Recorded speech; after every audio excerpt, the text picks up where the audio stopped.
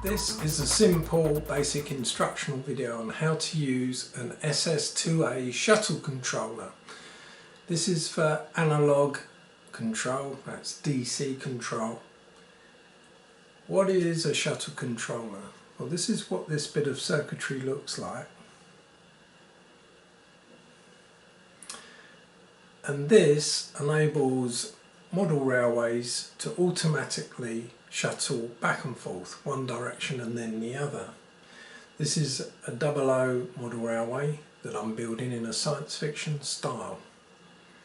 And I want it fully automated. It's a 6-foot layout. There's not really much operation here. It's just a matter of trains shuttling backwards and forwards, and I want lots going a lot of the time. 4 trains running all the time. So something will be running every second really. These things are ideal. Now in 2022, that's this year, that costs £27. There is no need for a power controller or anything else other than a power adapter. This is the sort of power adapter I'm talking about. This one is 12 volt, 2 amps, and it has that sort of connection on the end. That will plug into the SS2A directly, like that. Now it comes with the wiring manual and it's very simple. That's the manual on a piece of paper. And there is what you've got to do. It actually shows a couple of wires coming from the power adapter. But if you've just plugged it in like I just did, you don't need that bit. You just plug it in. So the only other thing is 2 other wires going to your track. And that's more or less it. Isn't that simple? You have got to add a couple of little diodes. One there and one there.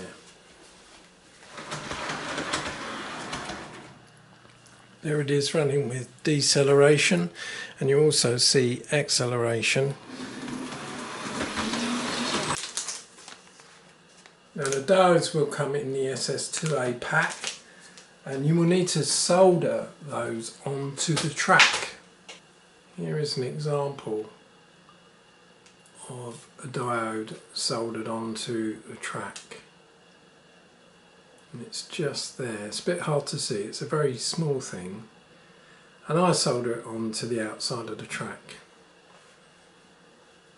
You also need to put 2 leads onto the middle section of track. That's what this will eventually have, one soldered each side.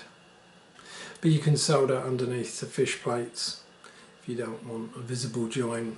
But then the idea is you have a central piece of track where the main power goes to, and then a couple of diodes, and that separates the 2 ends of the track. These diodes are what I call electronic buffer stops, and they set the track limits electronically. So you need to cut through one of the lines or use a natural brake, as I have done here. And I've put in a plastic fish plate instead of a metal fish plate or rail joiner, and that insulates the gap, made sure it will never touch. You can just literally cut it and not put anything in, but you have to be absolutely sure this track isn't going to move and touch, because if it touches it won't function properly. It needs to be separated. These 2 bits of track need to be separated and joined by the diode. It's most important the diodes point the same way and point exactly the way as per the instructions, or this thing might not run. So if it doesn't run, check all that. That's fairly simple then. All you've got to do is solder in a couple of diodes.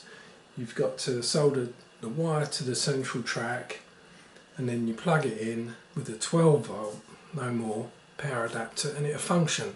This is made by Block Signalling, this SS2A. There are other shuttle controllers that they make, and there are other types of shuttle controller as well. I get mine from a company called Layouts for You, very friendly people. I've ordered about 10 of these. I use them on so many layouts. I'm using 4 on this layout, and so far I haven't had any of them go wrong. They've all functioned correctly, although now I've said that, who knows. And you can even use one controller to power two trains, reverse the wires on one track, and then the trains will shuttle in opposite directions. If you want to add a bit more variation, run two different types of locomotive, one bigger, one smaller. The smaller one should probably go first, and then the longer one will, heavier one will, and that makes it look varied again. So you can use multiple shuttle controllers, as I am on this layout, or sometimes you can use one shuttle controller to power two tracks and get away with it like that. The choice is yours, and if all you've got is a simple end-to-end layout and you don't really want to drive the trains, you just want to see locos going back and forth, then something like this is perfect. Also, if you've got a regular layout and you just want a shuttle in the background, this is a perfect, simple, cheap and effective analog DC solution. There may be digital solutions, I don't know what they are, but check other websites to look for other types of shuttle controller and other types of solution. This is just one I recommend and I use, and as I say, I've used several of them and I absolutely adore them. I think they're fantastic things. I love them. So I'm going to make heavy use on them on this layout and perhaps the next one.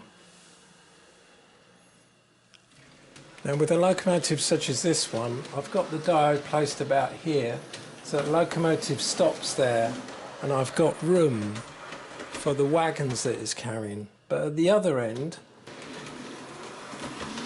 the diode is placed here and it stops much nearer to the buffers because it's only ever going to run this way round.